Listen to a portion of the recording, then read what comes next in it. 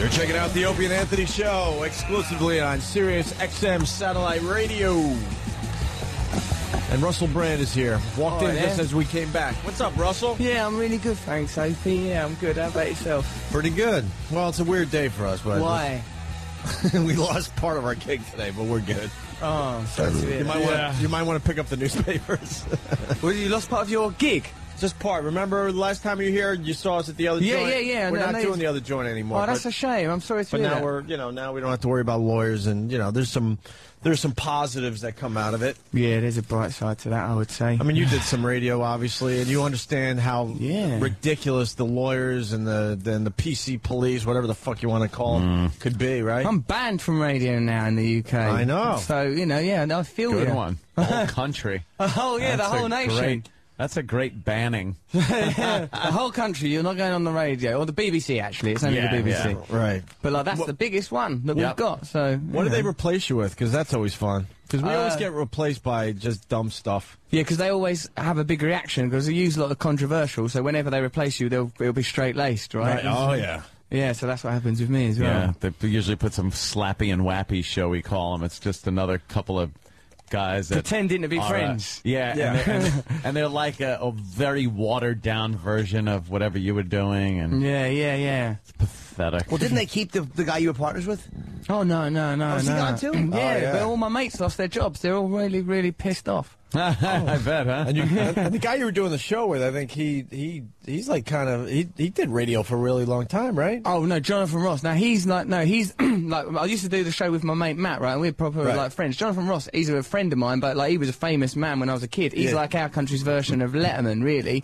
And so when we got in trouble, it was a big deal. Not so much because of me, because they expect controversy from me, but Jonathan Ross, he's a big star in the UK. That's like Letterman doing something outrageous. So like Letterman doing something mad, crazy. Yeah, no, going what? And the whole country just went berserk because they don't expect that. All right, now Jonathan. I got it. Yeah, that's what it was. See, we don't know much about the BBC. I'm thinking it's just some shock jock or whatever. I mean, that's lame because I hate when people call us shock jock. But you know what I mean? Maybe someone that did some edgy programming. Yeah, When you put it in perspective, man. He's got the main chat show in the country. He does the film review show. That's the main show. He's a great broadcaster. That would be like Letterman taking a film crew out to the streets and having a couple have sex at the church or something. Or throw edge at retards. Right. People would be like, what is Letterman doing? He lost his fucking mind. Yeah, there was a bit of a moment of that, but Jonathan Ross continues strong, blessedly. We met you about a year ago, and man, you've had a hell of a year. It's been hectic. Because I really didn't know much about you when you came in the first time promoting Forgetting Sarah Marshall. Yeah. And, wow. I think we even said at the time you're just going to explode, and man, great. You ended up with the MTV gig, and that was crazy. Life is good for you. It's going really well, Yeah, I'm enjoying it. Doing like a lot of stand up and doing like events like that. It's been exciting. And that Forgetting Sarah Marshall was I love that movie. It was a good film, wasn't it? Yeah, I thought so. I was really I pleased still got to see that one. Oh, you should check it out. It's all right. Yeah. It's good. I thought it was movie. really good. Yeah, and Jason's I coming in to promote his latest movie He's later good this week. people, Jason Segel. Yeah, I love him. Yeah, so. Hey man, you got shit at MTV for what? You were just teasing the Jonas Brothers, and yeah. Did they give you shit backstage? It kind of sound like you kind of came out and amended that in a way. No, it was a explain setup that- for another joke. Explain that again. I forgot. He was making fun. Well, you want to explain. What happened was, right, is that I was making jokes about their virginity rings and stuff like that, saying it's a bit mad that they're pop stars and they can have sex with whoever they want and they don't have sex with anyone. It's like Superman deciding not to fly and just get a bus everywhere, right? Just making like little jokes about that. Which is perfect. Perfect, That's right? what And should be for the said. award ceremony and everything. And like, but like then that lass off of Pop Idol, Jordan Sparks, she come on and goes, I don't think you should be joking about chastity rings and stuff like that. Shit. Yeah, so afterwards goes, I'd like to apologise, I don't want to piss off any teenage fans, quite the opposite. Well, I don't mean I want to piss on teenage fans. God, no, there's been trouble with that last year, R. Kelly, oh no. Oh, okay. Like, so it was just a setup for a joke, but then they cut the joke part out of it, so it just looked like a straight up apology, which it wasn't. They still want to cut the R. Kelly What line? the fuck? Yeah, they cut that out. But though I think he was found, he was acquitted from that. So Still a joke though. You're allowed Still to a joke, yeah. You're a comedian. Just Yeah, I was just mucking about. What's going on? Is censorship gone mad? Yeah, it really is. Pretty much. Yeah, the lawyers fuck everything up because they're going to get sued for you saying something inappropriate. But this is the time to, like, you know, to push it a little bit because everyone is going to the internet and everywhere else for their entertainment. That's where people are getting their entertainment now. So yeah, I think so. I think it's just like people are getting marginalised, like you saying, like, you know, you're losing some of your sort of outlets or whatever. I just think more and more people, this generation, didn't go. That's why the thing that happened with me, the BBC, it wasn't so important because all the newspapers, like the right-wing newspapers, it's disgusting, it's an outrage. But all the kids that listen to the show, like, what's the big deal? That was easy. Right. I see crazier stuff just on, you know, YouTube all or the Break time. or whatever. It's meaningless. Yeah. It's just silly things to get antagonised about. Yeah, absolutely. Oh God. They They really wear those rings. Oh yeah. Yeah. Oh yeah. Unbelievable, isn't it? But How like old do you have to get before you realize how douchey you were when you were younger and doing stuff like wearing those rings? You know, because those rings will just be like clit rings after a while. Take it off and go, let me just squeak this on, you bitch. You like that, don't you?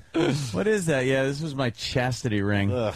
Yeah, that's virginity. That's a pledge that's going to be hard to keep lifelong. Oh, isn't it? hell yeah. But we can't relate because the girls are eating that shit up for some reason. Are they? They're doing that now Yes, instead of fucking? Yes, the I Jonas think- Brothers. Oh, so here's a blowjob joke. the German girl. I think what it is, they want safe young men so they don't feel like, you know, they're less Right. frightening kind of characters. They don't want Yeah. sort of terrifying men. They're like, well, I want to devour you. Well, what I remember, like Hanson, when they came out, they were like that too, saying like, "Well, we don't believe in the premarital sex." And that one wound up getting married at like 18. He's like, "Yeah, I can't have premarital sex, but I'm gonna get married in a second." Yeah, because he's got absolutely. these fucking chicks throwing themselves at He him. understood that he needed to get some pussy. Yeah.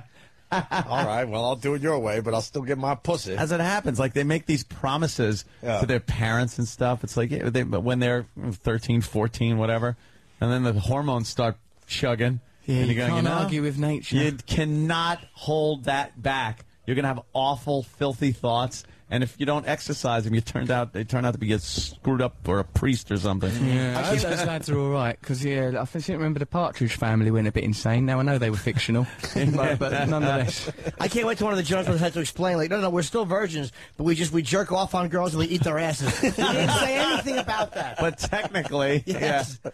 Oh, God. You kind of think they got some kind of rules that they follow. Your ring smells like caviar. Yes. Yeah, anal sex is allowed, teabagging is allowed. Yes. Fucking rape fantasies, but just no insertion. I don't have a Roman war helmet ring, okay, Dad? Mouth fucking is okay, right? Yeah. Horrific mouth fucking is okay. But it is, I think it makes it easier for the parents to be like, you know, oh, we're taking our kids to this concert, and it's good because, you know, they don't sing about any of that nasty stuff, and they have the rings, the promise rings. I think, people are always scared of the next generation, so the idea that icons of the next generation are sort of anodyne and castrated, I think that's appealing to people, that people in power, people that decide what kind of entertainment young people should have, are attracted to the idea that these are not threatening. They're not saying smash all the windows, Disney's go in the streets, Disney's and do got to acid. love it. Yeah, Disney's got to love it. How ridiculous is it when you look back now at how they were trying to sell Britney Spears when she was coming up as the virginal, pure, nice one? Christina Aguilera was the slut. Yeah. And Britney was the pure girl. And wow. Yeah, How that changed. Peculiar. It's an interesting marketing device because if you say that someone's a virgin, you can't help but think about that person having sex. She's a virgin, she's a virgin. They're virgins. What, they're not having sex? They're not having sex. So it's impossible not to think about it. Yeah, you're constantly thinking about the sexual part of it. Brings it to your attention, but in a new, sort of safe, palatable way. Yeah. Did you see the latest Britney video? She's talking about her pussies fell out of her dress. No, I haven't heard about that. And we were saying earlier this morning, like, there was a time where you all wanted Britney so bad, and if she said, "Oh my God, my pussy's falling out of my dress," you would make cumsies in your pants, right? But now she says it, and you're almost like, ugh. Oh, but Britney Spears, I think, you know, she like a lot of child entertainers. She gave her such a lot. I think we should extend clemency and love. Yes. Listen the to joy she's given us through the years. Over the years, she served her time. It's worth playing again. It's really quick. Oh, is this the bit? Yeah.